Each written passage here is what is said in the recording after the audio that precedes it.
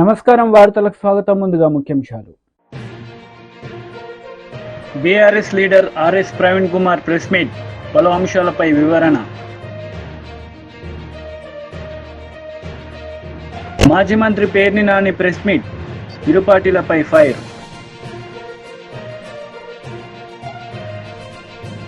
కాంగ్రెస్ నేతలు మీడియా సమావేశం నిర్వహించారు. ఈ సందర్భంగా పలు అంశాలపై వారు మాట్లాడారు.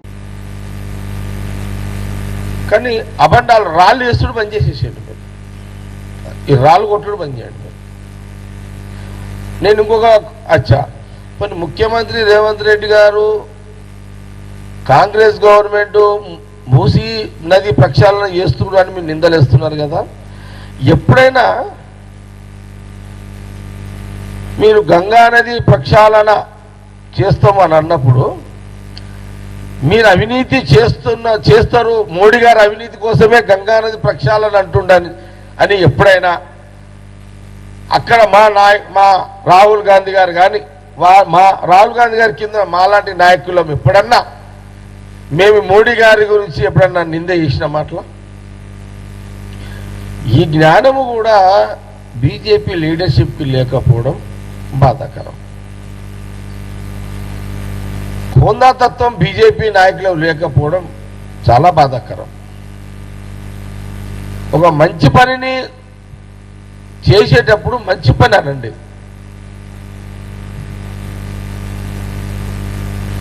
ఇక మీరు గంగా నదిలో మోడీ గారు అవినీతి చేసిండు అని మీరు ఒప్పుకుంటే దీని గురించి అప్పుడు మేము క్లారిటీ ఇచ్చేస్తున్నాం. ఇదొకటి. ఇప్పుడు చూడండి, 8 నెలల్లో నేను 2 రోజులు సెక్రటరియట్కి పోయినా. మొన్న అసెంబ్లీకి 2 రోజులు ఉన్నా, నేను పోయినా 2 రోజులు సెక్రటరియట్కి పోయినా. నేను ఆ 2 రోజులు కూడా మా దామోదర్ రాజ నరసింహ గారు, మా మినిస్టర్ గారు అసెంబ్లీకి పోదాంరా అంటే నేను ఎమ్మెల్యే లేనన్నా బాగుండదు రాకపోతే అని అన్నా. ఏం కాదురా నువ్వు నడు, మన 3 జిల్లాలు సంగారెడ్డి జిల్లా పరిషత్, సంగారెడ్డి మనకు మెదక్కు సిద్దిపేట, మనము 3 జిల్లా పరిషత్లు గెలవాలి ఈసారి, నువ్వు నాడు సీఎం రేవంత్ రెడ్డి తోటి నరేందర్ తోటి మాట్లాడదాంపా టైం దొరికితే అని నన్ను బండి ఎక్కించుకొని అసెంబ్లీకి వచ్చాడు. నేను వచ్చినాక అక్కడ చూసినా కదా అసెంబ్లీలో, నేను గతంలో బీఆర్ఎస్ గవర్నమెంట్ ఉన్నప్పుడు నేను ఎమ్మెల్యేగా ఉన్నా కదా, అప్పటికి ఇప్పుడు వ్యత్యాసం చూసాను నేను. అసలు మా మినిస్టర్స్ ఎవరి శాఖలలో వాళ్ళు ఎంత బిజీ ఉన్నారు. ఎందుకున్నారంటే ఇక్కడ ఈ కాంగ్రెస్ గవర్నమెంట్లో ముఖ్యమంత్రి రేవంత్ రెడ్డి గారి పని సీఎంగా ఆయన పని ఆయన చేస్తున్నాడు, డిప్యూటీ సీఎంగా ఈయన పని ఈయన చేస్తున్నాడు. బట్టి విక్రమార్క, ఉత్తమ్ కుమార్ రెడ్డి గారు ఇరిగేషన్ ఆయన పని చేసినాడు. అసలు మినిస్టర్లు అందరూ చూసిన అంతా కూడా అరే బయటో భాయ్ క్యా గడబడ కర్రే బయటకు भी అర్థమైందా? అసలు ఈ మినిస్టర్ ఎక్కడ చూసినా ఎవరు ఏ ప్రశ్న అడిగినా, ఏ అపోజిషన్ పార్టీ ప్రశ్న అడిగినా అసెంబ్లీలో హోందాగా ప్రవర్తించారు. హోందా తత్వం లేని అసెంబ్లీ సమావేశాలు ఎప్పుడు జరిగినాయిరా అంటే 10 ఏళ్ల కాలంలో కేసీఆర్ గారు ముఖ్యమంత్రిగా ఉన్నప్పుడు. హోందా తత్వంగా నడుస్తున్న ఈ అసెంబ్లీ సమావేశాలు ఎప్పుడు రా అంటే కాంగ్రెస్ గవర్నమెంట్ సీఎం రేవంత్ రెడ్డి గారు కాలంలో. హోందాగా నీట్గా ప్రశ్నలకు జవాబులకు ప్రశ్నలు, ప్రతిపక్షాలకు గొంతు, ఇంత సిస్టమేటిక్గా అసెంబ్లీ సమావేశం జరిగింది. నేను మన సెక్రటరియట్లు ఈ మధ్యలో సెక్రటరియట్కి పోతున్నా.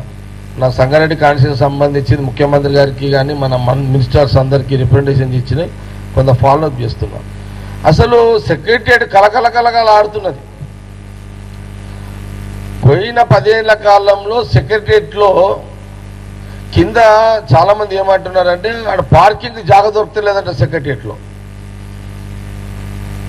పార్కింగ్ జాగా దొరకలేదు. ఎందుకు దొరకలేదు అంటే అంతమంది స్వేచ్ఛగా సెక్రటరియట్లోకి వస్తున్నారు, ఎవరు పనులు వాళ్ళు శాఖలలో పోతున్నారు, కన్సల్ట్ డిపార్ట్మెంట్లో పోతున్నారు, పనులు చేసుకుంటున్నారు. ఎంటైర్ ఆల్ మినిస్టర్స్, క్యాబినెట్ మినిస్టర్లు, మా కాంగ్రెస్ మినిస్టర్లు అందరూ అక్కడ మరి సెక్రటరియట్ టైం పెట్టుకొని కూర్చుంటున్నారు. అడంతా గంటలు గంటలు కూర్చుంటున్నారు. రాత్రి 8, 9, 10. నిన్న బట్టి విక్రమార్ సండే రోజు రివ్యూస్ చేసిండు. 3-4 డిపార్ట్మెంట్ బట్టి Vikramarka, finance department, electricity department, 2-3. ఇప్పుడు రేపు 15 లోపల ఇది ఇంకా బ్యాలెన్స్ చేయాలి కదా, 2 లక్షలు. దాన్ని రివ్యూ. నేను ఒకరోజు శ్రీధర్ బాబు గారిని చూసిన ఇండస్ట్రియల్ మినిస్టర్గా. ఇట్లా మనం ఒక శాఖని కాదు, ఏ శాఖలో చూసుకున్నా ఈ ఉద్యోగాలకు సంబంధించి ఒక కమిటీ చేసిరు మనకు ముఖ్యమంత్రి గారు. దాని కమిటీ చైర్మన్ దామోదర్ గారు, శ్రీధర్ బాబు గారు, సీతక్క, చాలా మంది ఉన్నట్టున్నారు, పొన్న ప్రభాకర్. నేను మన దామోదర్ గారు క్యాబినెట్ ఆయన చాంబర్ ఆయన బంగ్లాకు పోయి చూసిన. అసలు ఎంటైర్ ఆల్ డిపార్ట్మెంట్స్ ఎవరంటే వాళ్ళు వచ్చి దరఖాస్తులు ఇచ్చుకునే పరిస్థితిలో మంత్రుల భవనాలు యాక్టివిటీ అయిపోయినాయి. సరే, కొందరు పనులు అయితే, కొందరు కావు, కొందరు లేట్ అయితే, కొందరు ముందు అవుతాయి, అందరు ఒకటేసారి కాకపోవచ్చు. టీడీపీ లీడర్ మీడియా సమావేశం నిర్వహించారు. ఈ సందర్భంగా పలు అంశాలపై ఆయన మాట్లాడారు. ప్రమాణ స్వీకారాన్ని జూన్ 9 ఏర్పాటు చేసుకుంటాను ప్రగల్భాలు పలికి తీరా రిజల్ట్స్ వచ్చేసరికి పిచ్చెక్కిన జగన్మోహన్ రెడ్డి గారు. తనకి ఏదైతే ఒక మాజీ ముఖ్యమంత్రికి భద్రత ఎంత ఉంటుందో అంతే కల్పిస్తామంటున్నట్టు పోలీసు వర్గాలు. లేదు, నాకు భద్రత 986 మందితోటి బహుశా ఉత్తర కొరియా అధ్యక్షుడు తలదన్నేట్టుగా ఉన్నటువంటి భద్రతను ఏర్పాటు చేసుకున్న స్పెషల్ పోలీస్ ఏదైతే సెక్యూరిటీ గ్రూప్ యాక్ట్తో ఏర్పాటు చేసే ఒక యాక్టు, దాంతో 986 మందిని సెక్యూరిటీ ఏర్పాటు చేసుకొని బహుశా ఎవరికి కూడా లేనటువంటి సెక్యూరిటీని ఏర్పాటు చేసుకుని అది నాకు ఇప్పుడు కావాలంటారు. దాన్ని ఇవ్వలేదు కాబట్టి పోలీసు వర్గాలు ఒక మాజీ ముఖ్యమంత్రికి ఏదైతే ఉంటుందో అదే సెక్యూరిటీ ఇస్తామంటున్నారు, అదే ఏర్పాటు చేస్తున్నారు. సహజంగా ఒక వీఐపీ భద్రత అంటే 100 మంది దాకా ఉంటారు అన్ని షిఫ్ట్లో కలుపుకొని. కానీ జగన్మోహన్ రెడ్డి గారికి 900 మంది పైచిలకు భద్రత కావాలంటారు. అది ఇవ్వలేదు కాబట్టి నన్ను అంతమంది కుట్ర చేస్తారంటారు. అయ్యా జగన్మోహన్ రెడ్డి గారు ఒకటే సూటి ప్రశ్న, మీరే హత్యలు చేసి ఉన్నారు తప్ప ఈ రాష్ట్రంలో హత్య రాజకీయాలని రాష్ట్రానికి అలవాటు చేసింది, ఈ రాష్ట్రానికి తెలియజేసింది, ఈ రాష్ట్రంలో ఏర్పాటు చేసింది మీరు, మీ తండ్రి గారు, మీ కుటుంబం తప్ప తెలుగుదేశం పార్టీకి ఏ రోజు నుంచి కూడా, పార్టీ ఆవిర్భావం నుంచి కూడా తెలుగుదేశం పార్టీకి ఆ సంస్కృతి లేదు, తెలుగుదేశం పార్టీ ఆలోచన లేదు. అందున ప్రస్తుతం మన ముఖ్యమంత్రి జాతీయ తెలుగుదేశం పార్టీ అధ్యక్షులు మాన్యశ్రీ చంద్రబాబు నాయుడు గారు అభివృద్ధి ధ్యేయంగా పనిచేసే అలవాటు తప్ప ఇలాంటి కుట్ర రాజకీయాలు కానీ, హత్యా రాజకీయాలు కానీ, దుర్మార్గ రాజకీయాలు కానీ, లేకపోతే ప్రజల్ని ఎలిమినేట్ చేసేటువంటి పరిస్థితి లీడర్స్ని అలాంటి అలవాటు లేదు. నీ కాలంలో 5 సంవత్సరాల్లో 2000 మంది తెలుగుదేశం పార్టీ కార్యకర్తల్ని పొట్టన పెట్టుకున్నావు. చివరి ఆఖరికి నీ ఎంపీని కూడా జైల్లో పెట్టి కొట్టించిన సందర్భం. కాబట్టి హత్యా రాజకీయాలు నువ్వు నేర్పుతున్నావు, హత్యా రాజకీయాలు నువ్వు చేస్తున్నావు తప్ప ఎవరు కూడా తెలుగుదేశం పార్టీ ఆనవాయితీ లేదు, అది తెలుగుదేశం సంస్కృతిలో కూడా లేదు. మీరు ఇవాళ ఏదో విధంగా అబాస్పాలు చేయాలి తెలుగుదేశం పార్టీని. ఓడాం కాబట్టి ఇది ఎట్లో గట్లా ప్రజల మీదకి నెట్టాలి ఈ ప్రభుత్వాన్ని. ఎందుకంటే ప్రభుత్వంగా ఈ 2 నెలల్లోనే ప్రజలకు జవాబుదారీతనంగా, అత్యంత బాధ్యతాయుతంగా 5 సంవత్సరాల ధ్వంసమైన పరిపాలన 2 నెలల్లోనే గాడిన పెట్టి ప్రజల ఆమోదాన్ని, ప్రజల హర్షాతిరేకాల మధ్య చంద్రబాబు నాయుడు గారు పరిపాలన చేస్తుంటే ఇవాళ అది ఓర్చుకోలేని నువ్వు నన్ను అంతమొందించడానికి జనం నవ్వుకుంటున్నారు. అయ్యా, మేము అంతమొందించాం కదా నేను రాజకీయంగా, తిరిగి కొత్తగా ఎవరు అంతమొందించాలి నిన్ను? అవసరం లేదు. ప్రజా జీవితం నుంచి తరిమి కొట్టాము, ఇక నిన్ను చూడటం అంటే మమ్మల్ని మేము హత్య చేసుకున్నట్టే. కాబట్టి నీ ముఖం కూడా చూడటానికి సిగ్గుగా ఉందని జనం ఓ బ్రహ్మాండమైన తీర్పు ఇస్తే అది ఓర్చుకోలేని జగన్మోహన్ రెడ్డి గారు తను అధికార పార్టీ మీద లేదా తెలుగుదేశం, జనసేన, బీజేపీ కూటమి మీద ఒక అభాండం వేస్తున్న పరిస్థితి. జనం ఎవరు నమ్మలేదు కాబట్టి ఆ రోజు నీకు 151 సీట్లు ఇచ్చినా 5 సంవత్సరాల్లో నువ్వు 175 అన్నా కూడా ఇవాళ 11 సీట్లకు పరిమితం చేసి ప్రతిపక్ష హోదా కూడా లేదు నీకు. ఎంత దారుణం అంటే నిన్ను అంగీకరించలేకపోయారు జనం. కానీ తమరు ఇంకా అర్థం చేసుకోకుండా, ప్రజాభిప్రాయాన్ని అర్థం చేసుకోకుండా, ప్రజలు ఏం కోరుకుంటున్నారో, ఎలాంటి పరిపాలన కావాలనుకుంటున్నారో, ప్రజలు ఎలాంటి నాయకుడు కావాలనుకుంటున్నారో ఆ నాయకుడిని ఎన్నుకొని ఆయన ద్వారా పరిపాలన చవిచూస్తున్నటువంటి పరిస్థితి. కానీ తమకి బాధగా ఉంది. నీ చెల్లెళ్ళు నేను రాష్ట్రంలో కోరుకున్నారు, మాకు రక్షణ కల్పించండి జగన్మోహన్ రెడ్డి గారిని గురించని. ఒక పక్కన షర్మిల గారు, మరో పక్క సునీత గారు సొంత తండ్రిని కోల్పోయి అన్న మా నాన్నను చంపేశారు చూడంటే ఉదయం పూటేమో గుండెపోటు అన్నావు, సాయంకాలానికి గొడ్డలిపోటు అన్నావు, 3 సెకండ్ మరుసటి రోజు ఉదయంకి వచ్చేసరికి నాగాసుర రక్త చరిత్ర చంద్రబాబు నాయుడు గారు అది చేయించారన్నావు. ప్రజలు అర్థం చేసుకున్నారు. హైకోర్టులు ఏం చెప్పినాయి, లేదా సిబిఐ, అసలు సిబిఐతో ఎంక్వైరీ చేయించమన్నావు. నువ్వు ప్రభుత్వంలోకి వచ్చినాక సిబిఐ ఎంక్వైరీ పని లేదన్నావు. కోర్టుల్లో ఒక ఆర్డర్ తెచ్చుకున్నావు, దీని గురించి చర్చించకూడదు అని. అంటే ప్రతి క్షణం నువ్వు ఈ రాష్ట్ర ప్రజలు అమాయకులు, ప్రజలు అర్థం చేసుకోలేరు, ప్రజలకు అవగాహన లేదు, ప్రజలకు జ్ఞాపక శక్తి లేదు, ప్రజలు నేనేం చెబితే తింటారు. ఎందుకంటే ఒక మోసగాడిని, హత్యా రాజకీయాల్లో రాటు తేలినటువంటి వాడిని, ఆ రోజు పరిటాల రవి లాంటి వారిని కూడా హంతమొందించినటువంటి కుట్రలో భాగస్వామిని, నన్నే నమ్మి ఓటేసి 151 సీట్లు తెచ్చినటువంటి జనాన్ని ఎలాగైనా మోసం చేయొచ్చు. ఒకసారి ఈ మోసంని ప్రజలు అర్థం చేసుకుని తిరగొట్టారు. అయినా కూడా మరొకసారి మోసం చేయాలనే ఉద్దేశంతో నువ్వు చేస్తున్నటువంటి ప్రయత్నాలు అయితే ఉన్నాయో ప్రజలు హర్షించే స్థితిలో లేరు, అంగీకరించే స్థితిలో లేరు. నీ హత్యా రాజకీయాలను జనం అర్థం చేసుకున్నారు. నువ్వెంత దుర్మార్గుడువో ఆఖరికి చెల్లి, తల్లి అందరూ కూడా రోడ్ల వెంబడి తిరగాల్సిన పరిస్థితి వచ్చింది. నీ నుంచి రక్షణ వాళ్ళు కోరుకుంటున్నారు. ఇవాళ నిన్ను అంతమొందించాల్సిన అవసరం తెలుగుదేశం ప్రభుత్వానికి కానీ ఈ కూటమికి కానీ ఎటువంటి పరిస్థితి లేదు, ఆలోచన లేదు. ఆలోచన చేసే తీరిక కూడా ఇవాళ అధినాయకుడు బీజేపీ రాష్ట్ర అధ్యక్షుడు కిషన్ రెడ్డి మీడియా సమావేశం నిర్వహించారు. ఈ సందర్భంగా పలు అంశాలపై ఆయన మాట్లాడారు. అటు ప్రభుత్వంలో అనేక కీలక బాధ్యతలు నిర్వర్తించారు. కేంద్ర విదేశాంగ శాఖ మంత్రిగా, లోక్సభలో ప్రతిపక్ష నాయకురాలిగా, భారతీయ జనతా పార్టీ జాతీయ ప్రధాన కార్యదర్శిగా, అధికార ప్రతినిధిగా అన్ని వర్గాల ప్రజలలో మన్ననలు పొందినటువంటి మంచి నాయకత్వ పటిమ కలిగినటువంటి వ్యక్తి స్వర్గీయ సుష్మా స్వరాజ్ గారు. వారు లోక్సభలో ప్రతిపక్ష నాయకురాలిగా ఉన్నప్పుడు తెలంగాణ చివరి దశ ఉద్యమంలో వారు కీలక పాత్ర పోషించడం జరిగింది. రాష్ట్ర అధ్యక్షుడు ఆ రోజు కూడా నేను పనిచేశాను. తెలంగాణ పౌరసభల పేరుతో ఆనాడున్నటువంటి తెలంగాణలోని అన్ని జిల్లా కేంద్రాలలో తెలంగాణ ఉద్యమానికి మద్దతుగా, ఉద్యమకారులకు అండగా, తెలంగాణ రాష్ట్ర సాధన కోసం నిర్వహించినటువంటి అనేక సభలలో వారు ప్రసంగించడం జరిగింది. అంతేకాకుండా సకల జనుల సమ్మె జరిగినప్పుడు తెలంగాణ రాష్ట్రంలో ఆనాటి కాంగ్రెస్ పార్టీ ప్రభుత్వము తెలంగాణ ఉద్యమకారుల మీద, తెలంగాణ ప్రజల మీద తీవ్రమైనటువంటి పోలీస్ నిర్బంధం పెట్టి అనేక రకాల వేధింపులు చేస్తున్నప్పుడు కూడా పోలీస్ లాఠీలతో,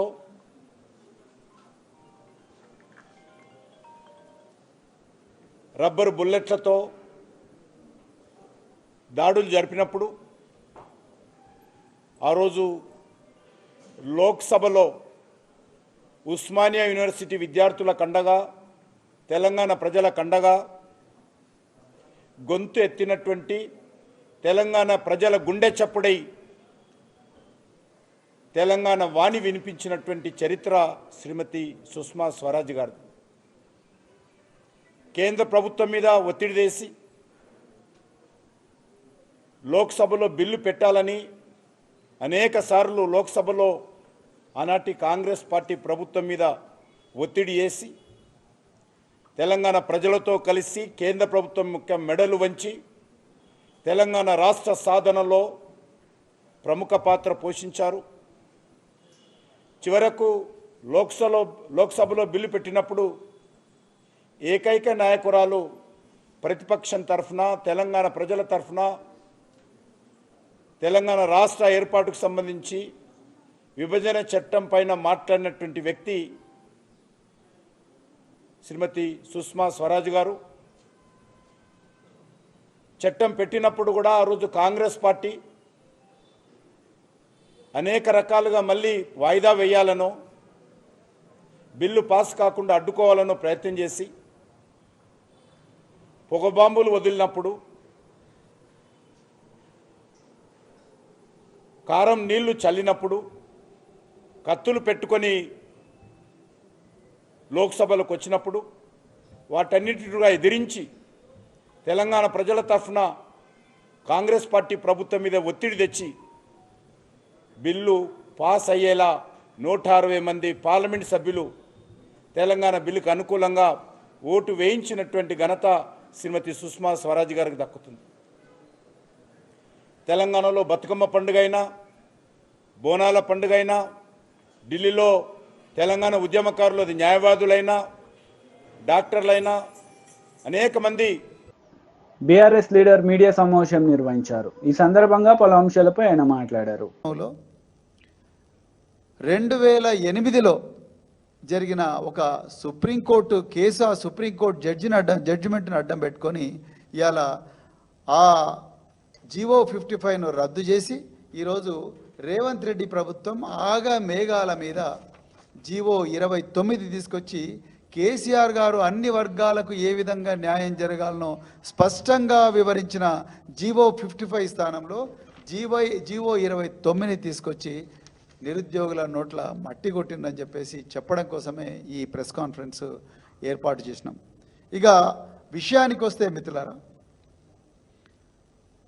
రాజ్యాంగబద్ధంగా ఆర్టికల్ 14 ప్రకారం కానీ ఆర్టికల్ 16 క్లాజ్ 4 ప్రకారం కానీ బలహీన వర్గాలకు ఎస్సీలు కావచ్చు, ఎస్టీలు కావచ్చు, వెనకకు నెట్టివేయబడ్డ తరగతులు అంటే ఓబీసీలు కావచ్చు, రిలీజియస్ మైనారిటీలు కావచ్చు, పర్సన్స్ విత్ డిజేబిలిటీ అంటే దివ్యాంగులు కావచ్చు, స్పోర్ట్స్ కోటా కావచ్చు, లేకపోతే ఇప్పుడు కొత్తగా అగ్రవర్ణాల్లో ఉండే పేదలు కావచ్చు, వీళ్ళందరికీ కూడా రాజ్యాంగబద్ధంగా రిజర్వేషన్లు ఇవ్వాలి.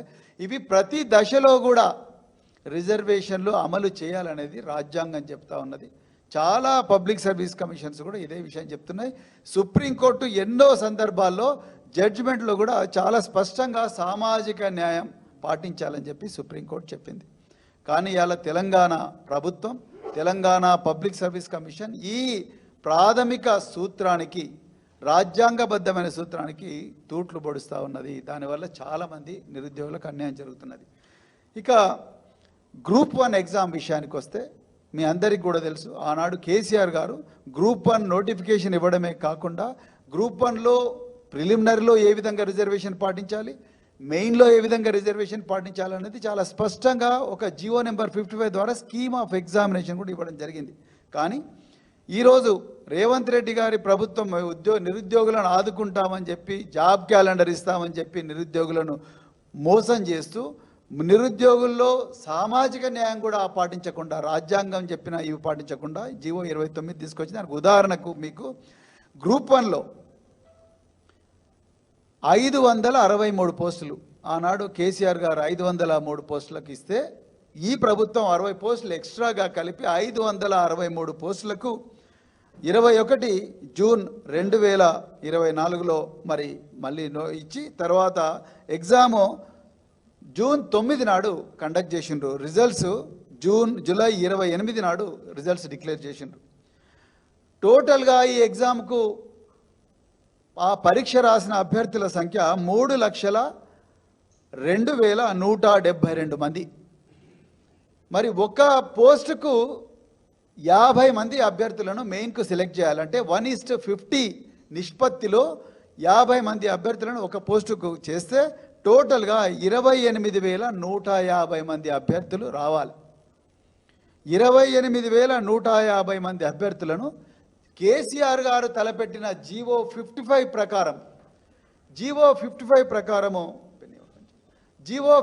ప్రకారం సెలెక్ట్ చేస్తే అందులో ఈ 563 పోస్టుల్లో రిజర్వ్ చేయబడని అంటే ఓపెన్ కాంపిటీషన్ ఓసీ కోటాలో ఉండే పోస్టులు 209. అంటే ఈ 40%, ఈ ఎల్లో పచ్చ కలర్లో ఉన్న ఈ పోస్టులు 209. వీటి కోసం 10,450 మంది అభ్యర్థులను 1:50 నిష్పత్తిలో సెలెక్ట్ చేయాలి. అదేవిధంగా మిగతా ఏవైతే పోస్టులు ఉన్నాయో ఆ పోస్టులు 60% పోస్టులు ఏవైతే ఉన్నాయో ఆ 60% పోస్టులు టోటల్గా 17,700 మంది అభ్యర్థులను సెలెక్ట్ చేయాలి. తెలంగాణ పబ్లిక్ సర్వీస్ కమిషన్ ప్రభుత్వ ఆదేశాల మేరకు అది జీవో 55 చెప్తున్నది. కానీ జీవో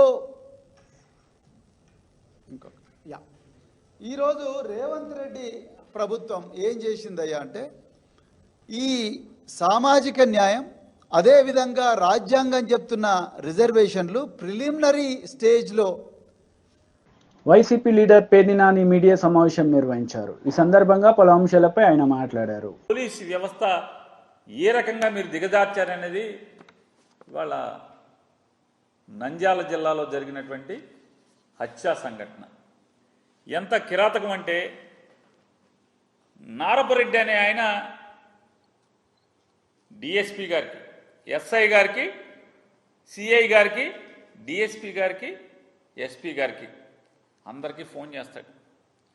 సార్, మా ఊళ్ళో తెలుగుదేశం నాయకులందరూ కూడా గుంపులుగా పోగేసుకుంటున్నారు, జమ అవుతున్నారు, మాకెందుకో ఊళ్ళో ఏదో జరుగుతుందని చెప్పని భయంగా ఉంది, హింస జరుగుతుందని భయంగా ఉంది, మీరు పోలీసులను పంపించండి సార్ అని చెప్పని పంపిస్తే, ఫోన్లు చేస్తే గంటలు గంటలు గడిచినా పోలీసు రారు. నంద్యాల హెడ్ క్వార్టర్కి, నంద్యాల జిల్లా హెడ్ క్వార్టర్కి అంటే జిల్లా ఎస్పీ ఉండేటువంటి చోటుకి, అతను బస చేసేటువంటి విధి నిర్వహణ చేస్తున్నటువంటి చోటుకి 12 కిలోమీటర్ల దూరంలో ఉన్నటువంటి సీతారాంపురం అనే గ్రామం నుంచి నారపరెడ్డి అని చెప్పని ఆయన ఫోన్ చేస్తే పోలీసు రారు. ఎప్పటికి వస్తారు? కొన్ని గంటలు గడిచిన తర్వాత ఒక ఎస్ఐ గారు, ఒక కానిస్టేబుల్ గారు, ఒక హోంగార్డ్ గారు వస్తారు. వచ్చి ఏం చేస్తారా అంటే ఈ నారపరెడ్డికి చెప్తారు, నువ్వు ఇక్కడ ఉండబాకు, నిన్ను చంపేస్తారు, మేము ఆపలేం, నువ్వు వెళ్ళి పోలీస్ స్టేషన్లో దాక్కో, నువ్వు అర్జెంట్కి వెళ్ళిపో పోలీస్ స్టేషన్కి, నువ్వు పోలీస్ స్టేషన్కి వెళ్ళిపోయి స్టేషన్లో కూర్చుని నాకు సెల్ ఫోన్లో ఫోటో తీసి వాట్సాప్లో నాకు పంపించు, నువ్వు వెళ్ళిపో ఇక్కడి నుంచి. విన్నామా మనం ఎక్కడన్నా? ఎప్పుడన్నా ఏ ప్రభుత్వంలో అయినా విన్నామా? ఈ రెడ్ బుక్ రాజ్యాంగంలో ఇది జరుగుతుంది. పోలీసులు అయ్యా నన్ను చంపుతున్నారని ఎస్పీకి ఫోన్ చేసి చెప్తే చంపటానికి ప్రిపేర్ అవుతున్నారు, వస్తున్నారని చెప్పని ఒక 3 గంటల తర్వాత ఎస్ఐ వస్తాడు, 2 పోలీసులను వెంపడి పెట్టుకొస్తాడు, నేను నిన్ను ఆపలేను, నువ్వు వెళ్ళిపో ఇక్కడి నుంచి. ఎస్ఐ గారు, ఒక పోలీసు సబ్ ఇన్స్పెక్టర్ గారు, నిన్ను కాపాడలేను, నిన్ను చంపేస్తారు, నువ్వు వెళ్ళిపో పోలీస్ స్టేషన్కి. పోలీస్ స్టేషన్కి వెళ్ళిపోయి నాకు వాట్సాప్లో ఫోటో దిగి నాకు పంపించు. రెడ్ బుక్ రాజ్యాంగం పోలీసు ఎలా ఉందో చూసుకోండి ఒకసారి. పాపం ఈ నారపరెడ్డి గారు పోలీస్ స్టేషన్కి వెళ్ళిపోతే ఈలోపు మొత్తం స్వైర వ్యవహారం. శ్రీనివాసరెడ్డి అనేటువంటి రౌడీ షీటరు, శ్రీనివాసరెడ్డి అనేటువంటి ఒక గూండా మందిని వేసుకుని, రౌడీ షీటర్లను వేసుకుని, కిరాతకులను వేసుకుని ఊరేగింపుగా కత్తులతో రాడ్లతో ఊరంపట ఊరేగుతూ బయలుదేరి ఎవరైతే ఈ నారపరెడ్డి ఇంటికి వస్తూ దారిలో నారపరెడ్డి లేడు, పోలీస్ స్టేషన్కి ఎస్ఐ పంపించేశాడని చెప్పని కౌరు తెలుసుకుని, మనం ఎవడొకడిని చంపాలని వచ్చాం కాబట్టి నారపరెడ్డి తప్పుకుంటే ఎవడొకడిని వేసేయాలని చెప్పని సుబ్బారాయుడు అనేటువంటి ఒక అమాయకుడు అనేటువంటి వైఎస్ఆర్ కాంగ్రెస్ పార్టీ నికార్సైన కార్యకర్తని హత్య చేయటం, అడ్డొచ్చిన అతని భార్యను కూడా పొడవటం, కత్తులతో పొడవటం.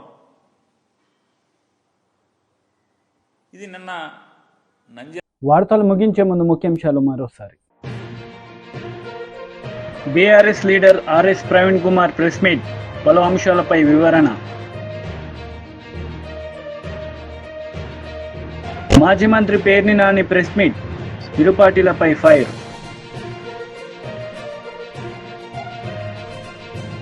ఈ వార్తలు ఇంతటితో సమాప్తం. తిరిగి ప్రసారమయ్యే వార్తల్లో మళ్ళీ కలుద్దాం. అంతవరకు సెలవు. నమస్తే.